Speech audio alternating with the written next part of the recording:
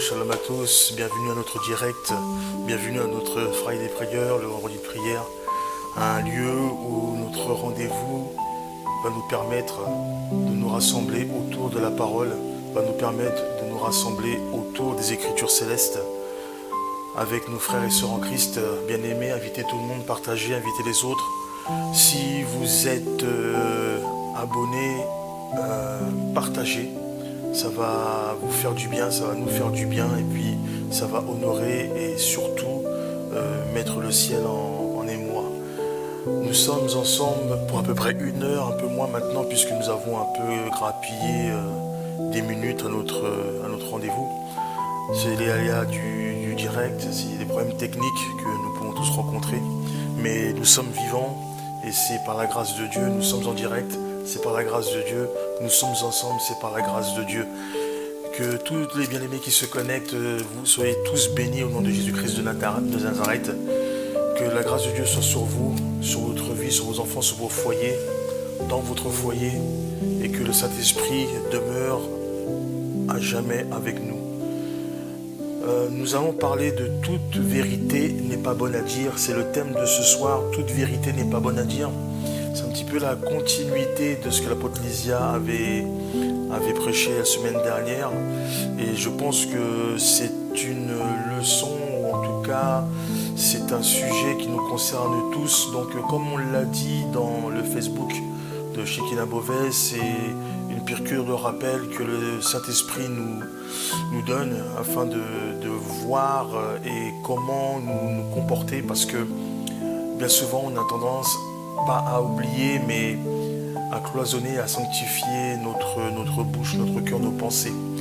Et je pense que le Saint-Esprit, en nous insufflant son message, sa parole, ses pensées, va bénir quelqu'un qui est disposé, va bénir une âme qui est prête à entendre la vérité. Parce que toute vérité n'est pas bonne à dire. Amen. Et ça fait partie de notre quotidien, que nous soyons païens, que nous soyons chrétiens, que nous soyons tout simplement humains, toute vérité n'est pas bonne à dire. Et donc, nous sommes invités ce soir, par la grâce du Saint-Esprit, à parler de cela jusqu'à peu près minuit et Dieu nous fera du bien. Partagez s'il vous plaît. Si le son est bon, n'hésite pas à liker, n'hésite pas à partager tes émoticônes, tes sentiments, à mettre des pouces, des likes, des cœurs, ce que tu connais. Ok? Donc on est ensemble, on est en famille et c'est quelque chose qui est important pour la gloire de Dieu, la famille. Amen. Et en tant que patriarche, en tout cas maître de cérémonie pour cette prédication ce soir, je vous invite à inviter les autres, à partager cela sur une page, sur une story, sur un réel, sur tout ce que vous connaissez dans les réseaux sociaux, afin de parler à quelqu'un, de toucher une personne qui peut-être à un moment donné oublié que notre bouche a une puissance, notre langue a un pouvoir et nous devons absolument faire quelque chose pour rendre le ciel joyeux, mettre les anges dans la joie. Amen. Partagez s'il vous plaît, invitez les autres. Je me répète parce que c'est le maître mot des directs dans les réseaux sociaux. C'est LPI, like, partage et invite. Amen. Prenez votre Bible, nous allons lire un petit peu. Alors, ce que nous allons dire ce soir, c'est pas des révélations, c'est pas des leçons entre guillemets, c'est plus un rappel des choses élémentaires, des choses fondamentales, basiques. Donc ce sera plus quelque chose de scolaire. Il n'y a pas de prophétique, il n'y a pas de mystère caché. C'est vraiment un rappel des bases. Et parfois, je vous assure que ça fait du bien de revenir aux bases, à la racine, de revenir aux fondamentaux pour que nous puissions nous rappeler constamment que nous avons un Dieu vivant qui est mort à la croix pour nous et qui nous a laissé un formidable héritage, il nous a légué quelque chose d'extraordinaire. Et c'est vrai qu'avec ce genre de message, ça nous permet en fait de nous sanctifier. Amen. Et c'est quelque chose qui est très très important, la sanctification pour un chrétien. Amen. Donc encore quelques secondes et puis puis après nous allons commencer. Et je suis sûr que le Seigneur Jésus-Christ de Nazareth va nous faire du bien. Amen. Amen, amen. Est-ce que le son il est bon? Est-ce que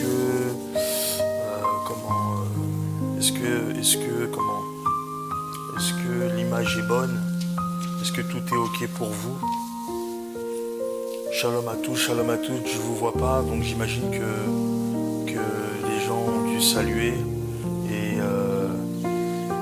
Mais je suis certain que l'apôtre Lysia qui est en face de moi doit vous répondre. Et puis, shalom à tous, bien-aimés dans le Seigneur. Ok, je vais prier. Père Seigneur, Dieu de grâce et de gloire, j'élève ton saint nom ce soir au Papa. Béni soit le nom de l'Éternel des armées, au Père, qui nous a rassemblés autour de toi, Seigneur Jésus. Tu as dit, là où 2 ou 3 sont rassemblés en ton nom, tu te trouves parmi eux, Saint-Esprit. J'ai béni ton saint nom, Saint d'Israël, ô Papa. C'est toi la grosse nuée, ô Père, qui est venu ce soir, ô mon Dieu, afin que nous puissions, Père, écouter ta parole, Seigneur Jésus. Que ta parole, qui est esprit et vie, ô Père, qui nous nourrit, ô mon roi, qui nous donne, Seigneur Jésus-Christ, satisfaction, ô Père.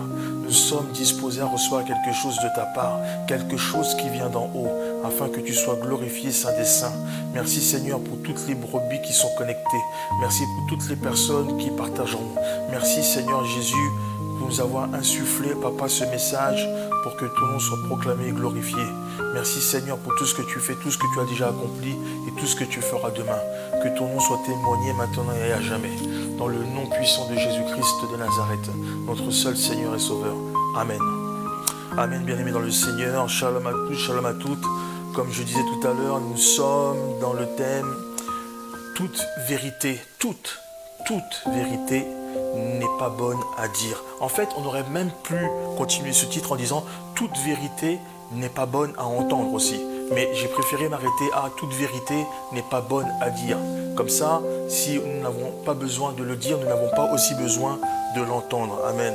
En fait, lorsque on parle de que toute vérité n'est pas bonne à dire, ça sous-entend que si je dois prendre un exemple vraiment basique, un exemple vraiment terre à terre, vous voyez, vous imaginez un couple, donc il y a le gars, il est là, il est chez lui, il est tranquille, il a allumé sa console, il a passé une dure semaine, il est en train de jouer au football, à FIFA, tout ça là, pour tous ceux qui connaissent, donc il n'y a pas de problème. Et puis, il y a sa femme qui vient d'un coup d'un seul et qui lui dit comme ça, voilà, tiens, comment tu me trouves là aujourd'hui? Comment tu me trouves là maintenant? Alors évidemment, ça tombe mal parce que la personne, elle pose la question au moment où le gars il est en train de jouer à la console. Mais le problème qu'il y a, c'est que il peut pas dire tout de suite le fond de ses pensées, parce que évidemment, s'il dit vraiment le fond de ses pensées, ça va mal se terminer cette conversation-là. Donc en fait, il dit, voilà, je sais pas quoi lui dire, je sais pas quoi dire. Mais en fait, la femme, justement, c'est ça, c'est qu'elle a besoin de savoir, elle attend une réponse à cette question-là.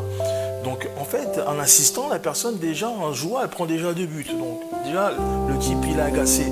Mais le problème, c'est ce qu'il va suivre, en réalité. C'est-à-dire que la personne ne peut pas dire vraiment ce qu'elle ressent, ce qu'elle ressent dans le cœur, ce qu'elle a dans le cœur, en fait. Elle a déjà la réponse. Mais elle ne peut pas lui dire. Elle peut pas lui dire que, franchement, la façon là, comment t'es habillé, c'est pas terrible. Vous voyez, la manière dont il le dit, ça peut provoquer certaines choses à l'autre personne qui le reçoit. Pourquoi?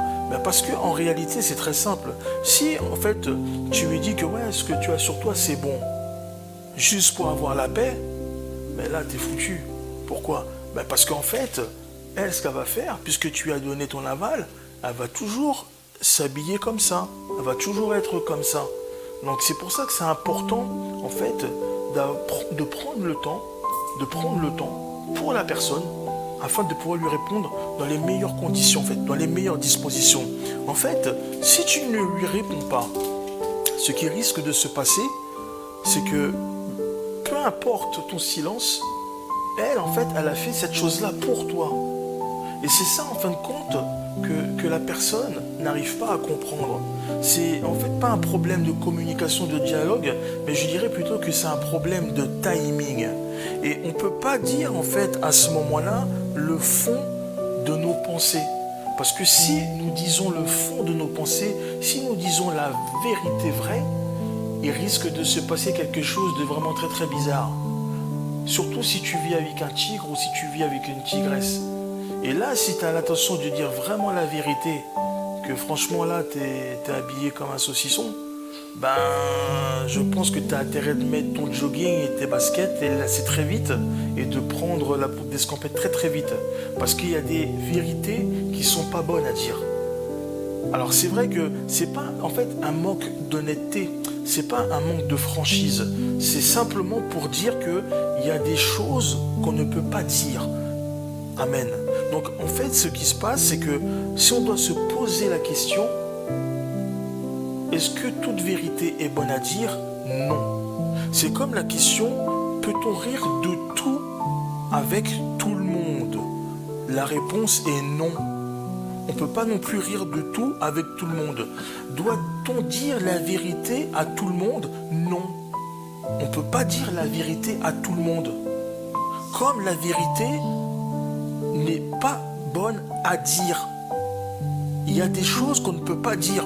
Et en fait, il y a une différence fondamentale entre pouvoir et devoir. Oui, effectivement, quand on regarde, en vrai, quand on regarde, oui, on peut dire la vérité. Tout le monde peut dire la vérité. Mais est-ce qu'on doit la dire, la vérité? Vous voyez, il y a une différence entre pouvoir et devoir. D'ailleurs, si, on regarde dans Proverbe 27, le verset 19, je ne sais pas si ça peut être lisé, un peu l'afficher, le Proverbe 27, le verset 19, Proverbe 27, verset 19, la Bible dit, tout comme l'eau reflète un visage, le cœur de l'homme reflète l'homme.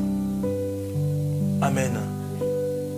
Tout comme le cœur reflète un visage, le cœur de l'homme reflète l'homme. C'est-à-dire qu'en fait, ce que toi tu vois tous les jours à travers le miroir, c'est toi. Il n'y a pas de mystère, c'est toi. Maintenant, le cœur de l'homme, c'est exactement ce que reflète l'homme. L'homme est ce qu'il a dans le cœur. C'est ça que ça veut dire en réalité. Donc il n'y a pas de livre mystérieux, il n'y a pas de surprise. C'est un livre ouvert. C'est-à-dire que l'homme, il est comme il est. C'est-à-dire que son cœur, il est comme ça. Si son cœur est comme ça, c'est exactement ce qui va se manifester en fait à l'extérieur. Amen. En fait, on va pas le lire parce que c'est trop long, mais si nous regardons l'histoire d'Esther, en fait, Esther, sous les recommandations de Mardochée, Esther, en fait, elle a caché la vérité. Quelle vérité? La vérité sur ses origines, la vérité sur le lien avec Mardochée. En fait, Esther n'a pas dit qu'elle était juive. Pourquoi? Parce que, en fait, à cet instant-là, le roi Assuérus, il cherchait une remplaçante à Vashti. Il cherchait, en fait, une nouvelle reine. Alors, c'était aussi une opportunité pour Mardochée, puisque Mardochée n'aurait jamais eu l'occasion d'introduire sa nièce, en tout cas, on va dire Esther, ou Hadassa pour les intimes, n'aurait jamais pu introduire Hadassa au palais royal. Jamais. Donc c'est vrai que pour lui, c'était une occasion aussi pour que Esther elle puisse aller dans le palais et qu'elle puisse au moins servir le roi. Voyez-vous? Donc, l'histoire raconte qu'après elle a été élue reine. Mais pour Mardochée, c'était une bonne occasion. Amen. Mais Mardochée a dit cela à Esther pour que, en fait, Esther puisse prétendre à cette place, puisse prétendre au trône, puisse prétendre être la femme du roi. En fait, Esther, il faut savoir que c'est une femme qui était orpheline, qui avait perdu son père, qui avait perdu sa maman. Et c'est son oncle, en fait, qui l'a pris sous ses ailes et qui l'a élevée. Donc, en fait, Mardochée voyait une opportunité excellente, justement, pour que Esther puisse avoir sa vie changé. Amen. Amen. Donc en fait, en intégrant le palais royal, c'était une aubaine pour et Esther et Mardoché. Sauf que, j'avance, Aman était élu comme, on va dire, la première main du roi. Aman, c'était une personne qui a eu une promotion. Aman, lorsqu'on voyait ce monsieur, tout le monde devait se prosterner. Sauf que Mardoché, lui, il avait déjà un Dieu. Mardoché, lui, ne pouvait pas se prosterner à une autre personne, en plus qu'il plus est une personne, que Dieu. Donc ce qui s'est passé, c'est que Aman, lui, ce qu'il voulait, c'est pas se venger, mais montrer que c'est lui qui commandait. Et à ce moment-là, on lui a dit que, attention, Mardoché, il est juif, il ne fait pas partie de notre peuple. Sauf qu'il y en a d'autres qui ont dit à Aman que lui, il n'est pas tout seul. Il y a d'autres juifs qui se situent dans la région. À ce moment-là, ils ont fait un décret, ils ont fait en fait une loi, entre guillemets, même pas une lettre inédite, pour dire, sous la couverture du roi, qu'il fallait tuer tout le peuple juif. Tout le peuple juif. Écoutez-moi bien, vous allez voir où je vais en venir. Pourquoi? Parce que à cause de Mardoché, qui ne s'est pas mis en position de génuflexion, qui ne s'est pas agenouillé devant Aman, qui ne s'est pas prosterné devant Aman, Aman a voulu mettre à mort tous les enfants, toutes les femmes, toute la population juive. Amen.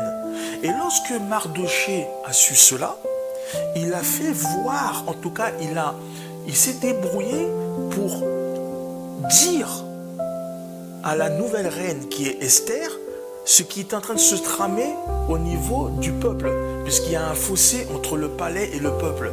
Donc Mardoché, lui, comme il s'assurait de venir voir tous les jours la reine Esther pour voir comment elle allait, est-ce que la vérité qui n'avait pas été dite au départ était toujours bien scellée, était toujours bien gardée, à ce moment-là, lorsque Mardoché a pris connaissance des projets de Haman, il est dit que il s'est déchiré les vêtements, il s'est couvert un sac sur la tête, bref, il s'est humilié. Esther, ayant appris cela, a envoyé à un eunuque des vêtements pour refaire vêtir Mardoché. Mais Mardoché ne voulait pas de ces vêtements-là, parce que il savait que là, l'heure était très très grave. Et là, ce n'était pas des vêtements qu'il avait besoin. Là, c'était l'aide d'Esther dont il avait besoin. Et c'est pour cela que lorsque vous regardez la suite de cet événement-là, il est dit que Mardoché a dit à Esther, ou a fait dire à Esther, que là, il va falloir dire la vérité. Il va falloir dire la vérité sur les liens. Il va falloir dire la vérité sur le peuple. Qu'en fait, elle faisait partie du peuple juif et qu'il fallait qu'elle intervienne.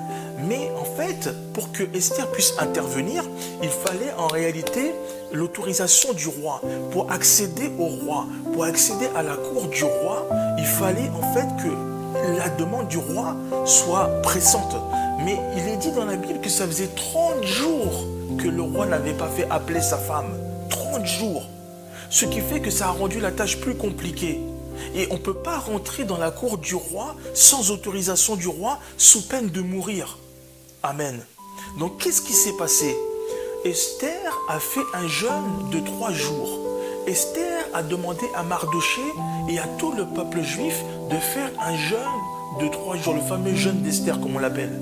Esther a demandé à ses servantes, Esther a demandé à toutes les personnes qu'elle connaissait de faire un jeûne de 3 jours afin d'attirer la grâce du roi. Amen. Et ce qui s'est passé, j'avance, c'est que effectivement, elle a pu rentrer dans la cour pour parler à son mari le roi et de lui dire ce qu'elle avait sur le cœur. Mais Esther ne s'y est pas pris comme ça. Elle n'est pas venue frontalement, Esther. Esther, non, elle n'est pas venue frontalement. Esther, elle a usé de malice. Esther, elle a usé d'une stratégie. Esther, en fait, elle a utilisé la sagesse que Dieu lui avait donnée. la connaissance et l'intelligence que Dieu lui avait donnée. Elle n'est pas partie frontalement affronter le roi comme Vashti l'avait fait, ce qui lui avait coûté sa place.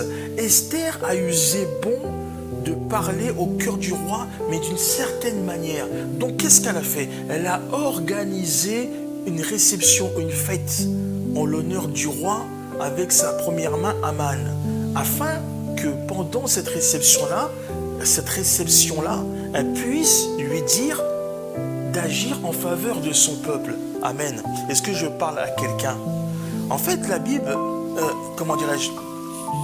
la Bible révèle que une fois que Esther, elle a pris, entre guillemets, ce projet dans les mains, on voit la qualité d'Esther ou la femme stratège,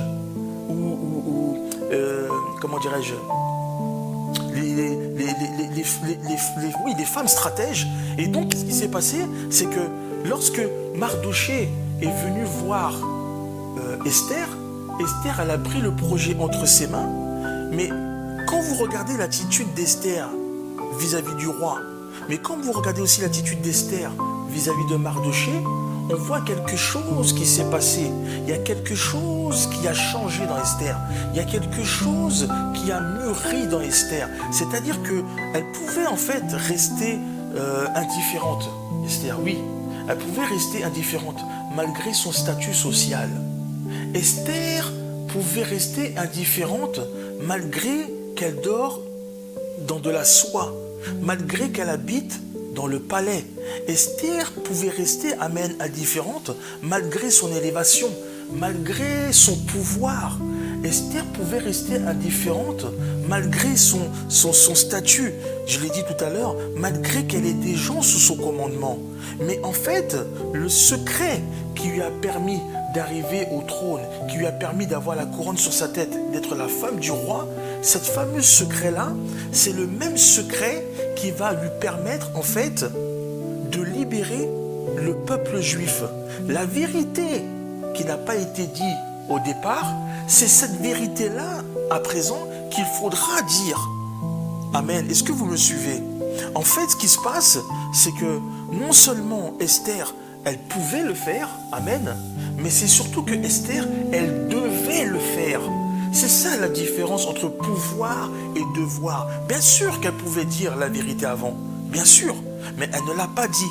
Maintenant, c'est pas qu'elle ne peut pas le dire, c'est qu'elle doit dire la vérité. Pourquoi? Mais parce que ça dépend de la vie de son peuple. Cette vérité-là, ce secret qui a été longtemps gardé, peut-être même pendant des années, la Bible ne nous le dit pas, ça ne s'est pas passé du jour au lendemain. Et c'est pareil pour toi qui nous suis. Tu n'es pas obligé de dire la vérité.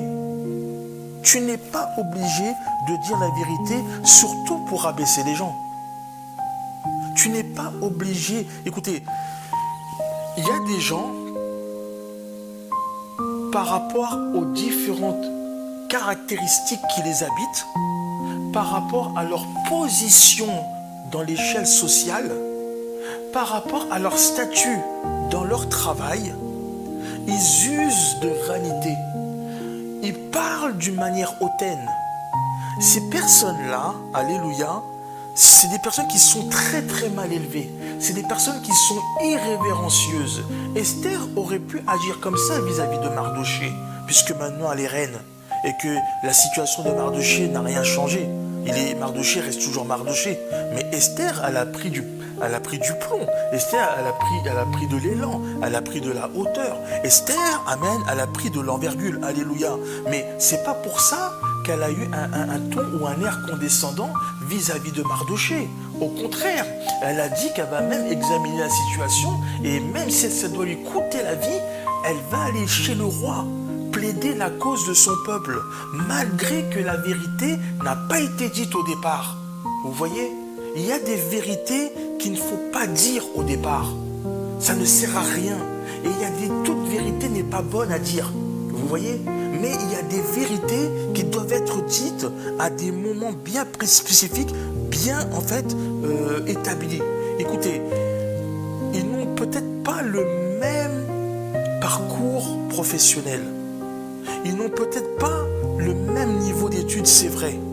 Ils n'ont peut-être pas la même éducation aussi. etc., etc., etc.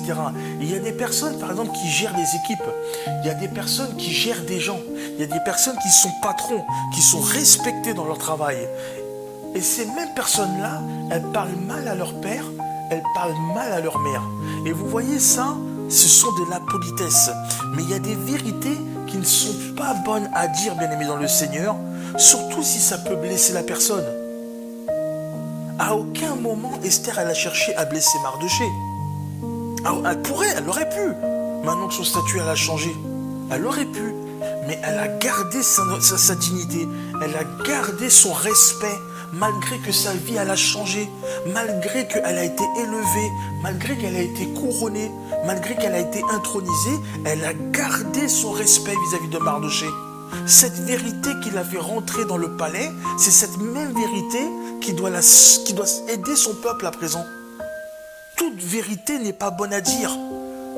Si la vérité sur Esther avait été dite dès le début, si le roi avait su que Esther était juive, elle n'aurait jamais intégré le palais. Elle n'aurait jamais, intégré le palais. Jamais. C'est pour ça que toute vérité n'est pas bonne à dire, bien-aimé dans le Seigneur. Pourquoi? Afin de préserver la qualité de ton âme et aussi afin de préserver la qualité de l'âme de la personne. Amen. On ne peut pas vivre comme ça d'une manière égocentrique. On ne peut pas vivre d'une manière égoïste. On ne peut pas vivre de cette façon-là. Vous savez, pendant que j'étais en train d'écrire ce message, il y a une personne qui m'a envoyé un message WhatsApp. En fait, c'était une personne que j'ai fréquentée il y a quelques années de ça, en fait. Il y a quelques années de ça, c'est une personne que j'avais fréquentée. Et cette personne-là, en fait, elle s'était mise avec quelqu'un. Elle s'était remise avec quelqu'un. Mais j'étais au courant de ça. Elle s'est remise avec quelqu'un, tout ça, mais elle m'expliquait que c'était compliqué, qu'elle avait des doutes sur la personne, que la personne faisait...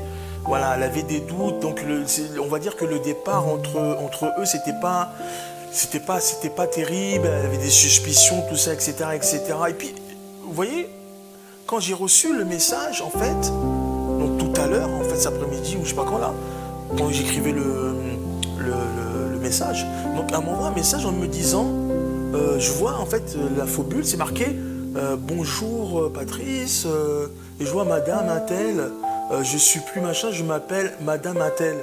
Et je clique sur le message, et effectivement je vois, elle s'est mariée.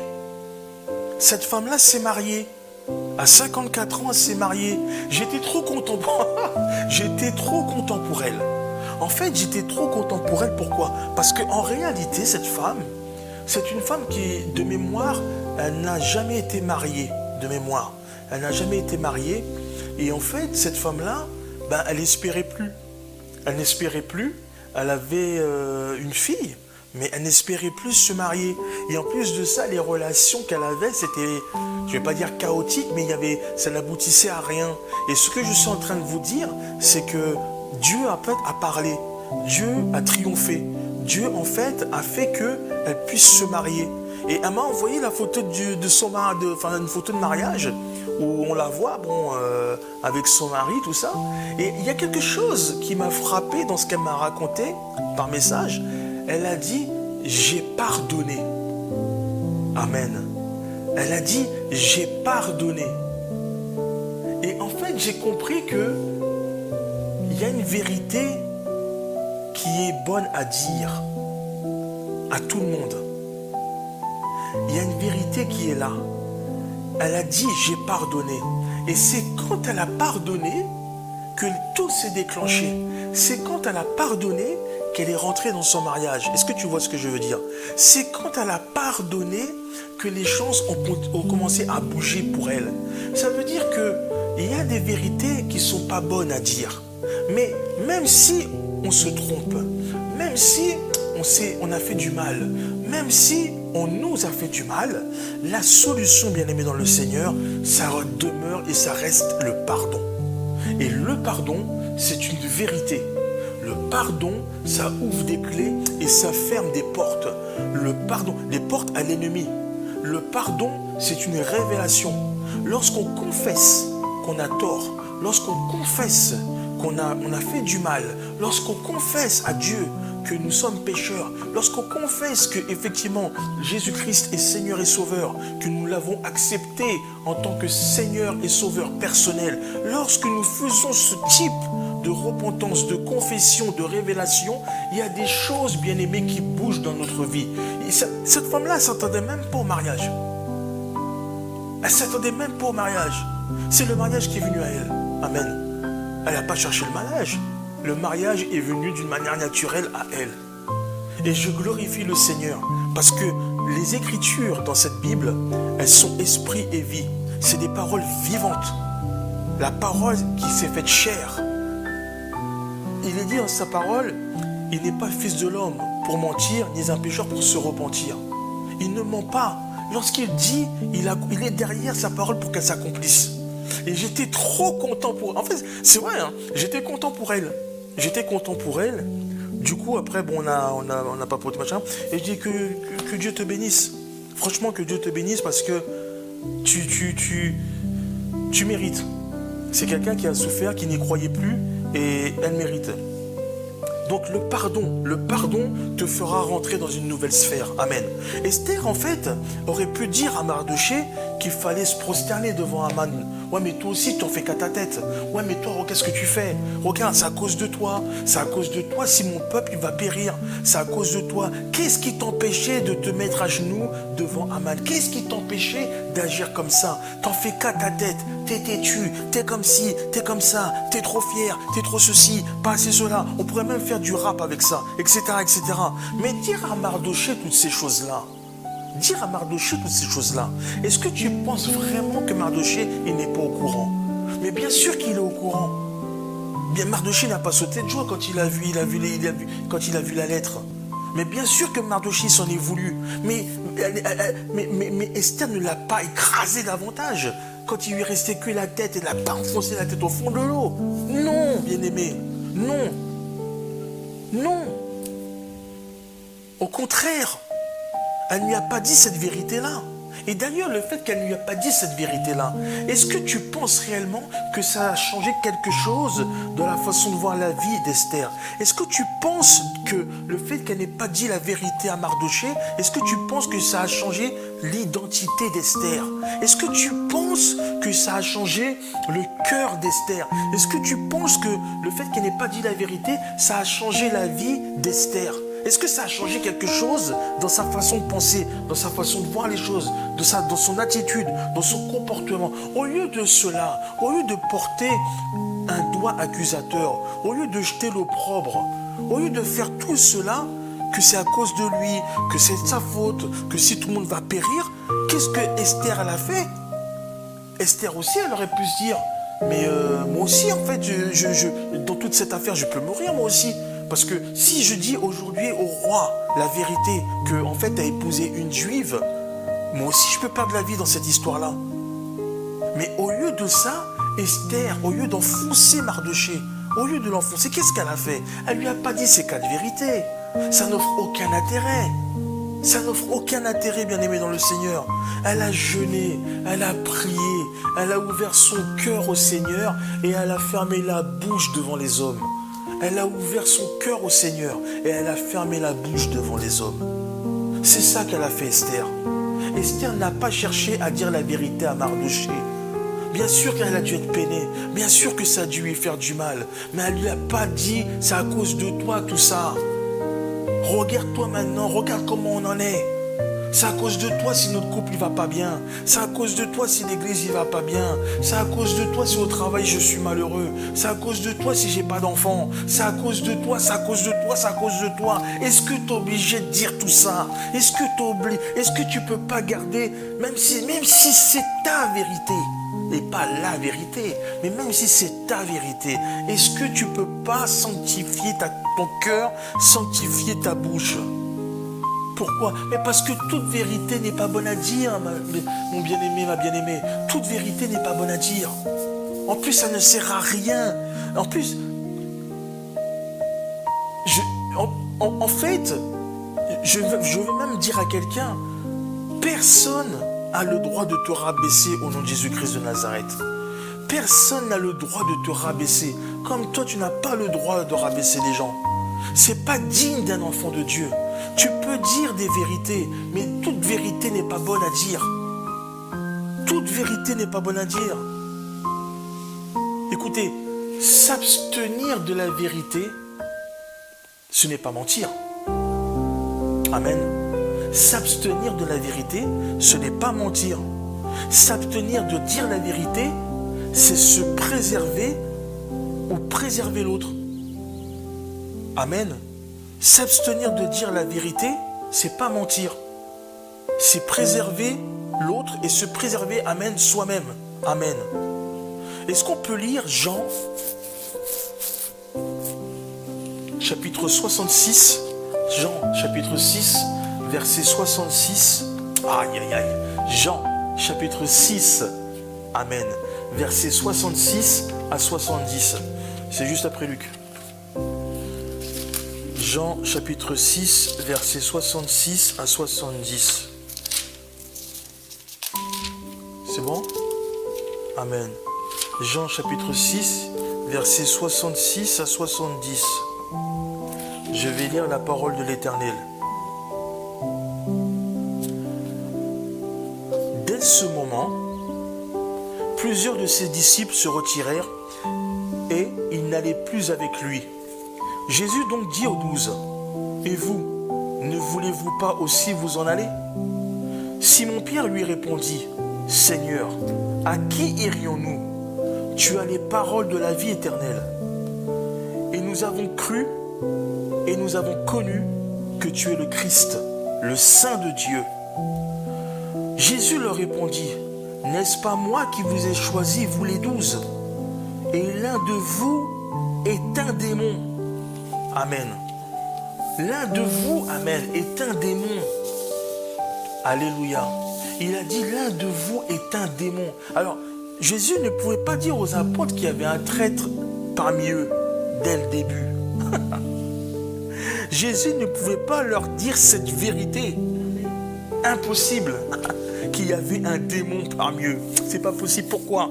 Alors, imagine un instant que tu viens à apprendre que tu es assis à côté d'un homosexuel alors que tu es homophobe.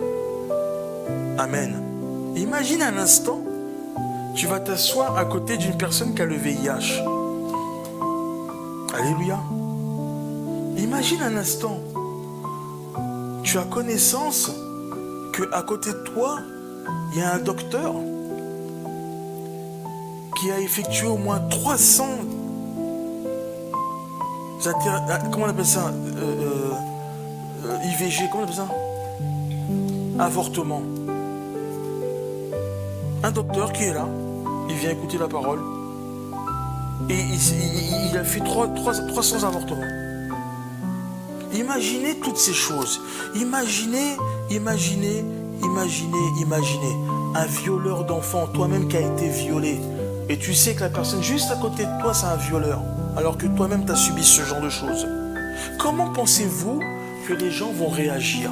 Comment pensez-vous les pensées qui vont mûrir, qui vont germer dans leur esprit? Qu'est-ce qu'ils vont dire? Le pasteur, là, l'église, alors là c'est l'église. L'église, c'est rempli de voyez, de maladies, de gens malades, des prostituées, de ceci, de cela. Comment les gens vont penser des pasteurs? Comment les gens, en fin de compte, vont même penser des personnes qui sont assises à côté d'elles? Vous voyez?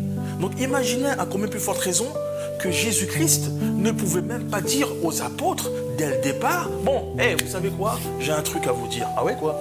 Ben, parmi vous, il y a un démon. Vous imaginez comment les apôtres entre eux ils vont être? Déjà, j'imagine que marcher comme ça tout le temps, tous les jours, ensemble, ça ne devait pas être simple. Mais là, si Jésus dit ça, mais non seulement Jésus, il va se faire lapider, mais en plus de ça, les apôtres entre eux, ils vont se détruire. Pourquoi? Mais parce qu'ils auront le doute. Ils vont se poser des questions. Est-ce que c'est lui, c'est pas lui, machin, etc. Déjà, quand on regarde les espèces d'émissions à la télé, machin, etc., on voit déjà. on voit, quand il y a des vérités qui sortent, ça ne plaît pas à tout le monde. Donc si Jésus-Christ, là, Jésus, le Tout-Puissant, tel qu'il est, il dit aujourd'hui, bon, vous êtes 12, on va faire un jeu. Celui qui trouve qui est le démon, je lui apprends à marcher sur les eaux. Non mais, vous vous rendez compte? Il ne pouvait jamais dire une chose pareille. Il ne pouvait jamais dire que parmi eux, il y a quelqu'un qui allait le vendre. Il y a quelqu'un qui allait le vendre pour qu'il se fasse tuer. Ça, c'était pas possible. Amen. Parce que, en fait, dans le plan de Dieu, Dieu avait un plan. Donc, il ne pouvait pas raconter cela. Par contre, il leur a dit après, quand ils étaient suffisamment affermis, quand leur esprit était suffisamment disposé, quand ils avaient, entre guillemets, suffisamment, comme on dit, bourlingué, quand ils ont marché avec Jésus, quand Jésus leur a enseigné, quand Jésus, en fait, les a brisés, quand Jésus est intervenu pour chacun d'entre eux. Là, à un moment donné, à ce moment-ci, Jésus leur a dit, parmi vous, il y a un démon. Oui, un démon. Et là, en fait, ils ont accepté cette vérité-là. Ils l'ont accepté parce qu'ils se disent, avec tout ce qu'ils ont vu, que c'est possible. Ils ont dit, oui, c'est possible. Et comme sa parole est esprit et vie, donc ils ne pouvaient que croire. Parce qu'il faut comprendre que Jésus-Christ disait la vérité, mais il ne faisait pas que dire la vérité. Il était la vérité. Amen. Il était la vérité. Vous savez, il y a des gens qui veulent connaître la prophétie de Dieu, mais en fait, ils ne sont pas prêts à entendre la vérité. Parfois, c'est vrai que le prophète, lorsqu'il annonce les prophéties, il ne va pas tout dire. Ou alors, il va dire, mais c'est assaisonné de sel. Amen. Pour que la compréhension soit acceptée, que la vérité passe mieux. Voyez-vous, que ça soit plus mielleux à l'oreille à entendre. Parfois, les prophéties, elles sont dures. Lorsqu'on entend des choses un tel accident, machin, et vous comprenez? Donc il y a des gens, ils pourraient se comporter comme ce qu'on a lu précédemment, c'est-à-dire qu'il y a des gens qui peuvent très bien quitter l'église. C'est exactement ce qu'on a lu. Lorsque Jésus a commencé à parler, à enseigner dans la synagogue, il y a des gens, la vérité, elle était trop dure à entendre. La vérité, elle était trop forte à entendre. Qu'est-ce qu'ils ont fait? Il y a des gens qui sont partis. On l'a lu, ça. Hein. On l'a lu. Hein. Il y a des gens qui sont pas... On l'a pas lu? Ah bon? On n'a pas lu ça? C'était Jean 6, verset 66, verset 66 à 70. Oui, voilà. C'est pour ça que je dis que... Oui, c'est ça. Le verset 66, parce que si on remonte au verset... Excusez-moi, si on remonte au verset 64, même 63, il est dit, c'est l'esprit qui vivifie. La chair ne sert de rien. Les paroles que je vous ai dites sont esprit et vie. Le verset 64 dit, mais il en est parmi vous quelques-uns qui ne croient point. Car Jésus savait dès le commencement qui étaient ceux qui ne croyaient point. Et qui était celui qui le livrerait. Le verset 65 dit, et il ajouta, c'est pourquoi je vous ai dit que nul ne peut venir à moi si ce ne lui a été donné par le Père. Et le verset 70 dit, dès ce moment, plusieurs de ses disciples se retirèrent et ils n'allaient plus avec lui. On l'a lu. Amen. Vous voyez la vérité, ce que ça provoque? Il y a des gens, ils veulent entendre la vérité, mais quand ils entendent la vérité, vous ne les voyez plus à l'église. C'est terminé. Et des fois, moi j'entends, lorsque Papa Royal y parle, lorsque l'apôtre Francky Barra il parle, j'entends. Hein, lorsque Papa Royal il dit, je ne sais pas si je peux vous dire ça. Hein. Il y a des gens qui disent, avance, vas-y, avance. Mais tu sais même pas ce qu'il va dire. En plus, tu dis avance, alors que la prophétie, elle n'est même pas pour toi. Et tu dis avance. Mais quand il avance, là, les gens, ils sont scandalisés.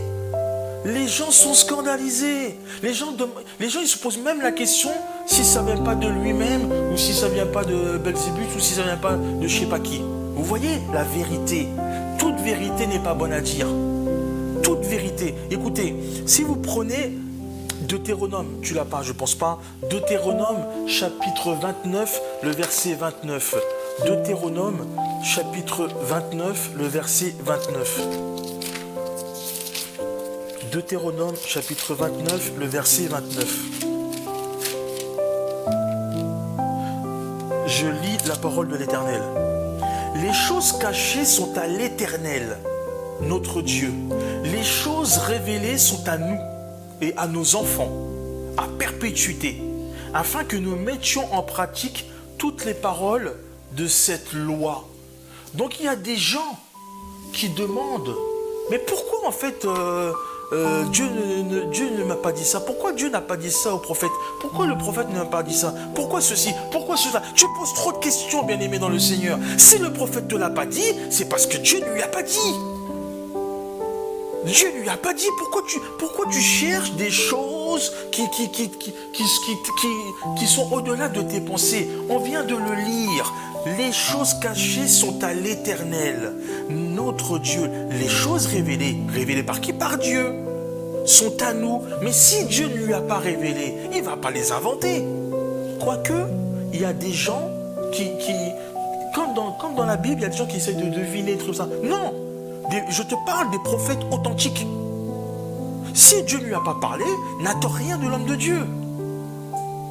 C'est pas, il te doit rien. C'est ça le problème. Au lieu de venir à l'église pour la parole, vous venez pour les prophéties. Et quand on arrive, les prophéties sont dites, les oreilles de Dieu sont annoncées. Là, il n'y a plus personne. Les gens, ils se plient en quatre et puis ils rentrent dans leur poche. Pourquoi? Mais parce que la vérité, elle est trop dure à entendre. C'est pour ça que Jésus, il ne pouvait pas dire qu'il y avait un traître parmi eux. Il ne pouvait pas dire ça. Impossible. Impossible. Il ne pouvait pas dire ça. Mais tu sais, dans ce que je suis en train de dire, lorsque je dis que Dieu ne dit pas tout, Dieu ne dit pas tout. Regardez, vous prenez le cas de Samuel. Samuel, il servait au temple. Samuel, il était né, il était consacré, c'était un Naziréen en fait. Il était consacré à Dieu. Le grand Samuel, le Samuel que tout le monde connaît, le grand prophète, le faiseur de rois. Le Samuel dont je te parle.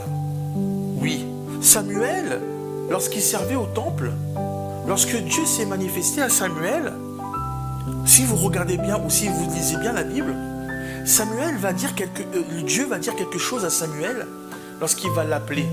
Il va dire à Samuel, je vais faire quelque chose que personne n'a jamais entendu. Que s'il l'entendrait, vous voyez, quelque chose. Je ne sais pas si je prends un Samuel, je vais le lire parce qu'il faut quand même lire les choses comme elles sont. 1 Samuel, le chapitre 3, versets 11 à 14. Je vais lire la parole de l'Éternel.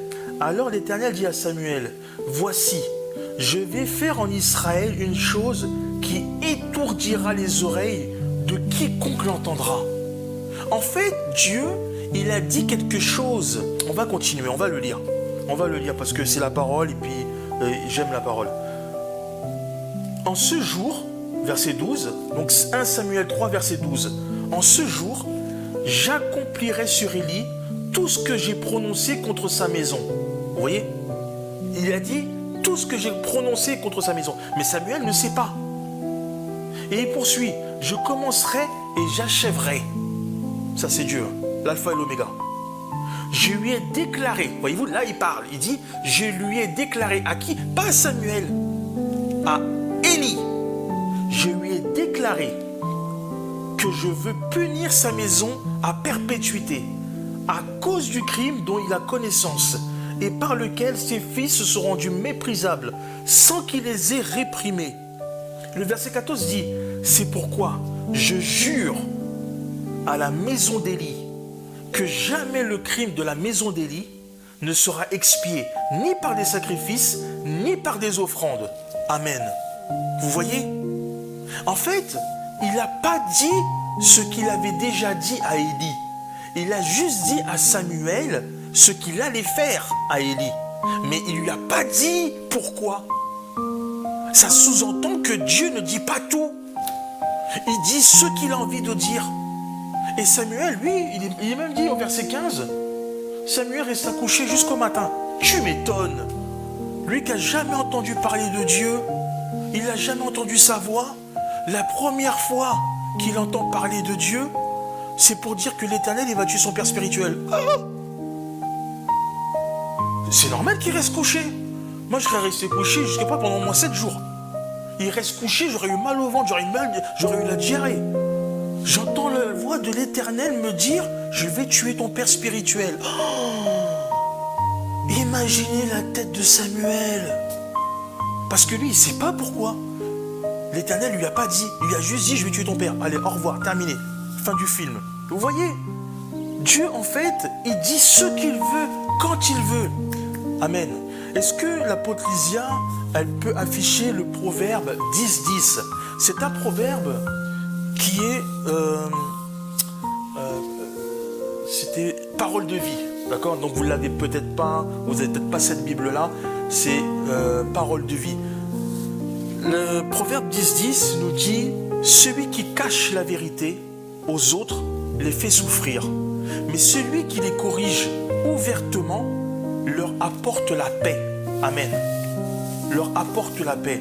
Ça veut dire quoi? Ça veut dire que lorsqu'on prend le cas de la femme samaritaine, alléluia, la femme samaritaine, on connaît cette histoire-là, elle a été prêchée des millions de fois, et c'est une leçon de vie finalement, puisque certains patriarches considèrent que le premier miracle, c'était la femme samaritaine. Amen.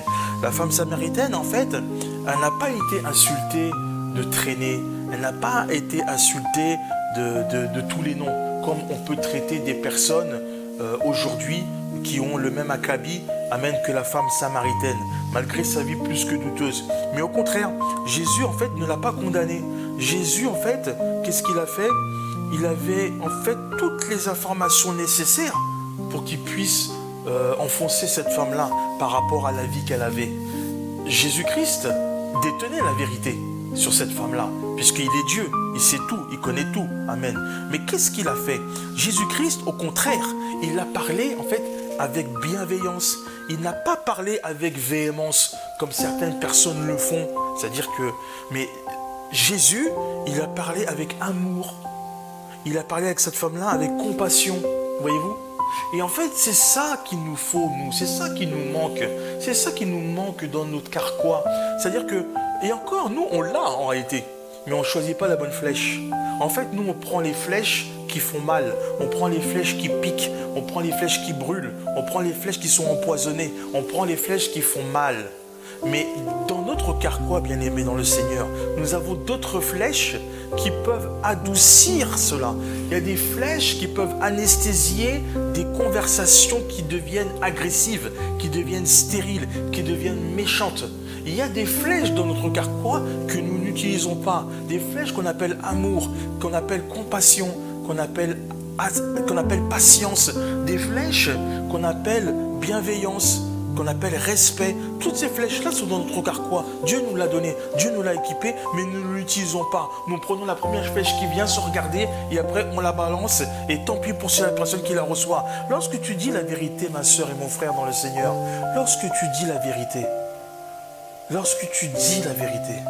assure-toi au nom de Jésus de savoir si ce que tu vas dire va édifier la personne ou va au contraire tuer ou rabaisser la personne.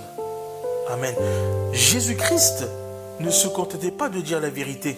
Comme je disais, il était la vérité. Amen. Mais tout le monde n'est pas Jésus. Tout le monde n'est pas Jésus. Et tout le monde n'est pas la vérité. Et tout le monde n'a pas la vérité. Et toute vérité n'est pas bonne à dire. Amen. Pourquoi? Parce que tu sais que lorsque nous sommes submergés par nos émotions, lorsque tu sais que notre âme est envahie par la colère, notre âme a succombé trop de fois, a capitulé trop de fois, a laissé le gain de cause à la personne, a laissé le dernier mot à la personne, a voulu taire en fin de compte les discours. À un moment donné, on sent une révolte. Et en fait, c'est ça le problème. Nous agissons mal et puisque nous avons réussi à localiser le problème, pourquoi nous ne prenons pas une grosse bouffée d'air, une bonne respiration et on souffle un beau coup? Non, non, non, non, non, c'est trop compliqué. Non, non, c'est mieux de se confronter, c'est mieux de se dire nos 4 vérités. Vous connaissez ça? On se dit nos 4 vérités, vous voyez, comme si c'était un combat, voyez-vous, comme si c'était un combat de MMA. On se dit nos 4 vérités, et puis c'est celui qui tombe le premier, et bien celui qui reste debout, il a gagné. Mais le problème dans tout ça, qu'est-ce qui se passe? C'est qu'en se disant les 4 vérités, il y a des dossiers de 1984 qui vont revenir, tu sais même pas comment, qui vont atterrir sur la table, des choses qui sont dépassées, il y a des prénoms qui vont ressortir, et toi quand tu as fait ceci, et toi quand tu as fait ce... Voyez, en fait, c'est ça que je suis en train d'expliquer, c'est que toute vérité n'est pas bonne à dire. Toute vérité, bien aimée dans le Seigneur, n'est pas bonne à dire. On fait tous des erreurs, on n'est pas né parfait.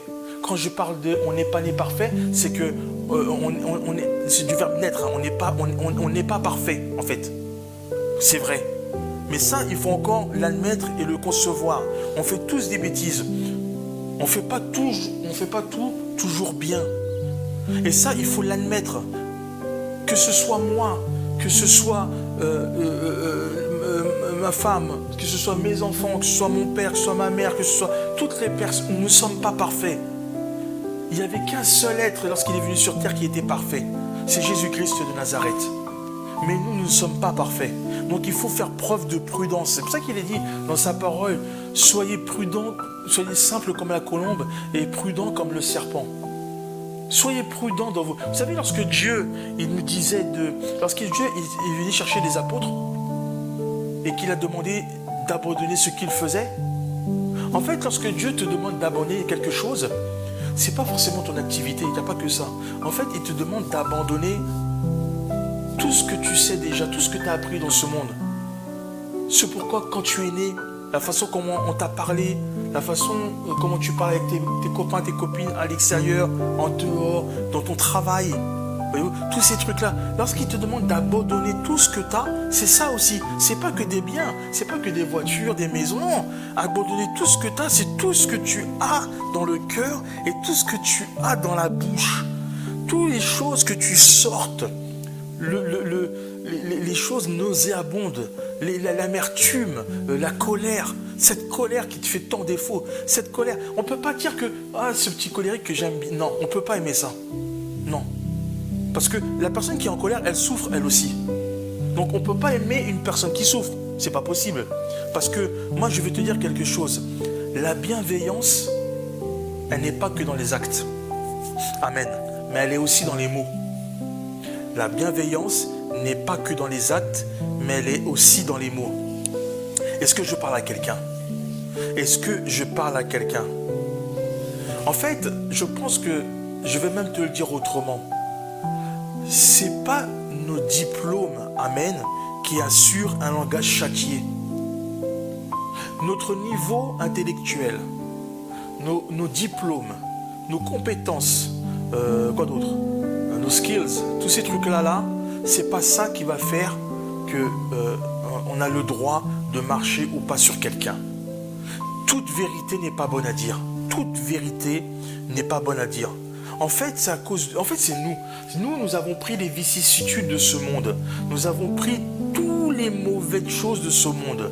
Et nous nous en sommes accaparés. Ce qui fait que, en tant que chrétien, en tant que nouvelle créature, toutes ces choses-là doivent disparaître au nom de Jésus. Et normalement, elles auraient déjà même dû disparaître dans l'eau du baptême. Mais il reste encore des résidus, il reste encore des traces. C'est un peu... vous voyez, le serpent, il a déjà été vaincu. C'est que la queue qui bouge. Et enfin, il faut faire en sorte que cette queue-là ne bouge plus. Que lorsqu'on parle, ce sont des choses douces qui sortent de notre bouche. Même lorsque vous savez, je ne dis pas que c'est facile, loin de là. Je parle un peu comme une personne qui a des pensées empiriques. C'est-à-dire que je me base sur l'expérience, tout ça. Mais c'est faux. Je ne suis pas un vieux philosophe chinois qui me donne des leçons. C'est faux. Je vous parle de la parole de Dieu qui m'a été inspirée. Et vous savez, même en l'écrivant moi-même, et lorsque je m'adressais à l'apôtre Lysia, même moi j'avais honte.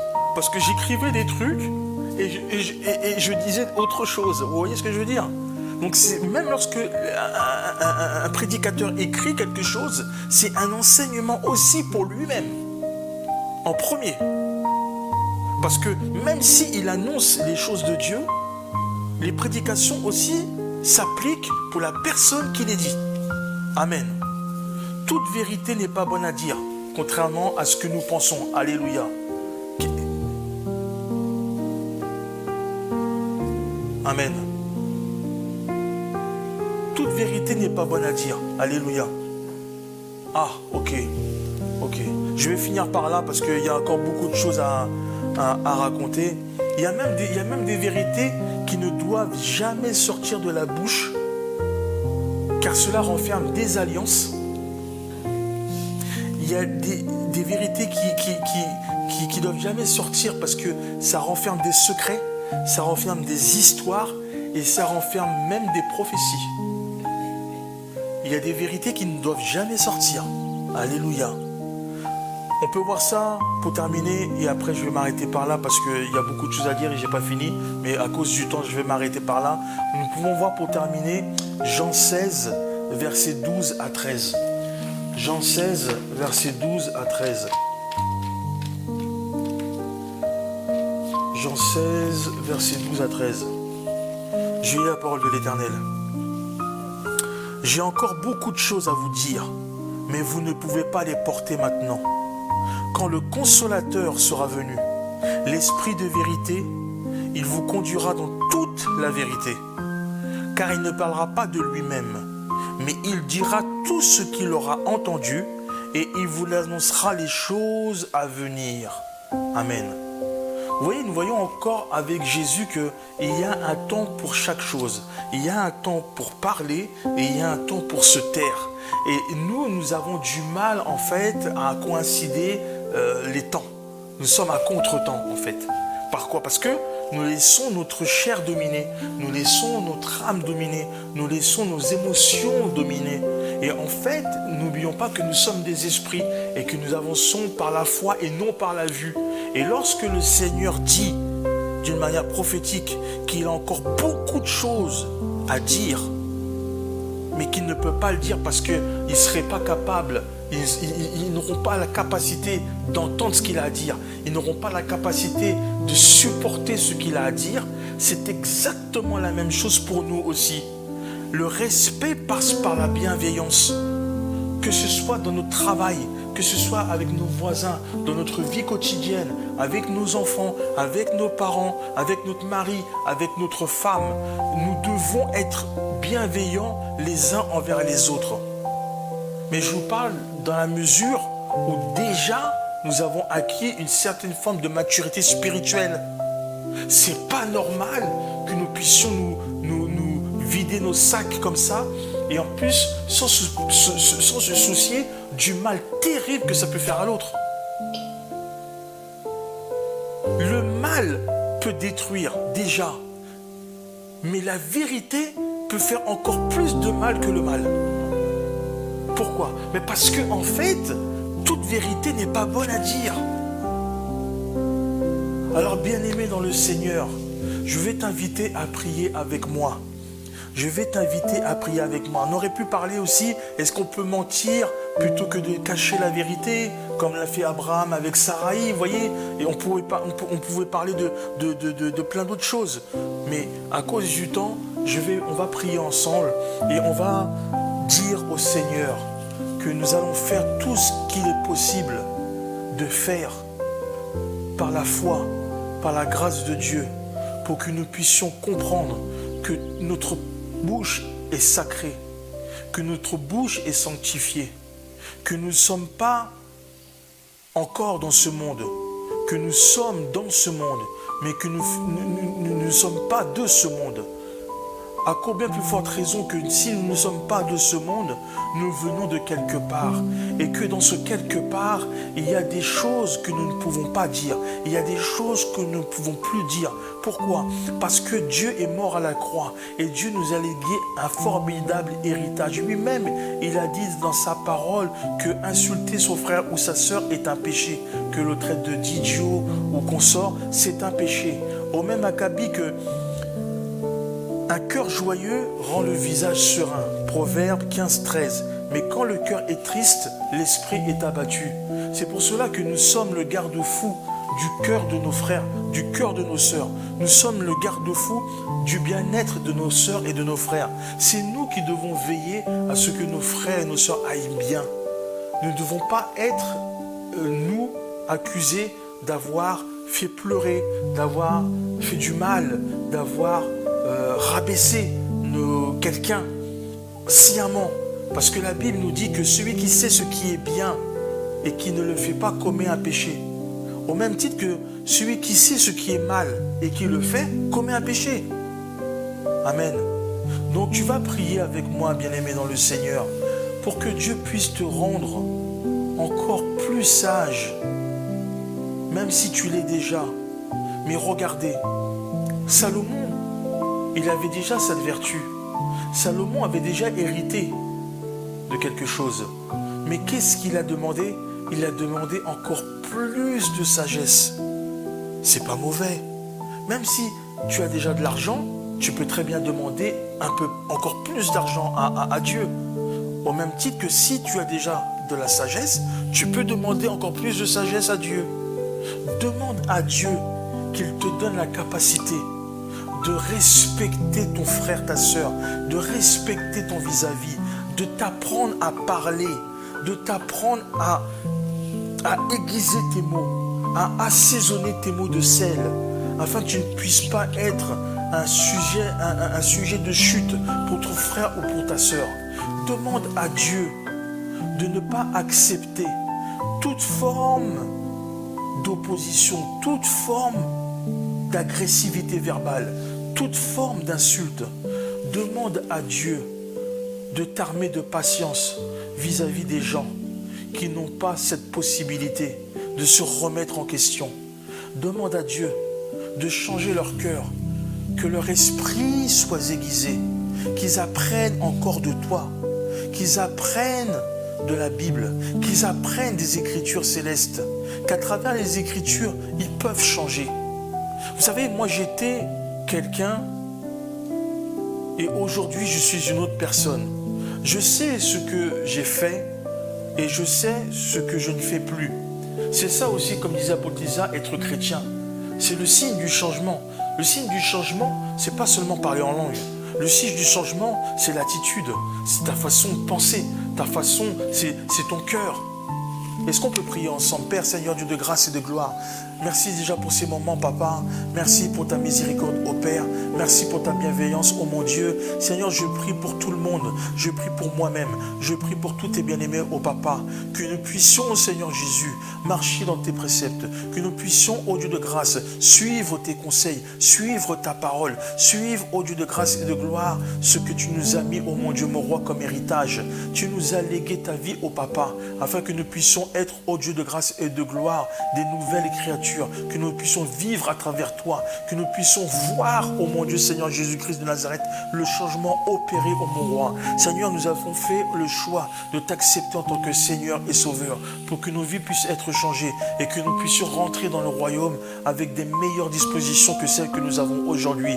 Malgré, Seigneur Jésus, que je t'ai accepté en tant que Seigneur et Sauveur, je continue à dire certaines choses, je continue à dire des choses irrespectueuses envers ma femme, envers mon mari, envers mes parents, envers ma famille, envers mes enfants, Papa, envers mes collègues de travail, au Père. Seigneur, je veux mettre fin à cela. Je veux changer, mon Dieu. Je veux que tu équipes ma bouche, au Papa. Tu as dit dans ta parole, je vous donnerai une bouche et de la sagesse à laquelle vos adversaires ne pourront ni contredire ni s'opposer, au Père. Je prie, ô mon Dieu, mon roi, que tu me mettes du miel, ô mon roi, à chaque fois que j'ouvrirai la bouche, que je prenne conscience et connaissance, Seigneur, Que ce que je vais dire au papa puisse édifier quelqu'un et non le rabaisser. Que je puisse édifier une personne au papa et non le dénigrer. Je veux être, oh mon Dieu, comme toi. Je veux changer, oh Père. Je veux devenir, Seigneur, quelqu'un de nouveau, quelqu'un de neuf, avec un cœur, oh mon Dieu, neuf, avec un esprit renouvelé, oh Père. Je veux pouvoir, oh Dieu de grâce et de gloire, élever et non rabaisser. Je veux pouvoir, Seigneur Jésus-Christ de Nazareth, faire quelque chose de bien tant que tu n'es pas encore revenu, afin que mes œuvres, oh mon Dieu, soient comptées là-haut dans mon livre de vie. Je crois, Seigneur, au changement. Je crois en la restauration. Je crois, oh mon Dieu, aux possibilités infinies. Tu as dit que tout est possible à celui qui croit. Je crois, Seigneur, que nous avons compris là où tu veux nous emmener, que toute vérité n'est pas bonne à dire, Seigneur, et que toute vérité n'est pas bonne à entendre, Seigneur Jésus. Seigneur, merci encore, Papa, pour tes enseignements, pour ta parole, ô Père, pour tout ce que tu as accompli dans nos vies, ô Seigneur Jésus.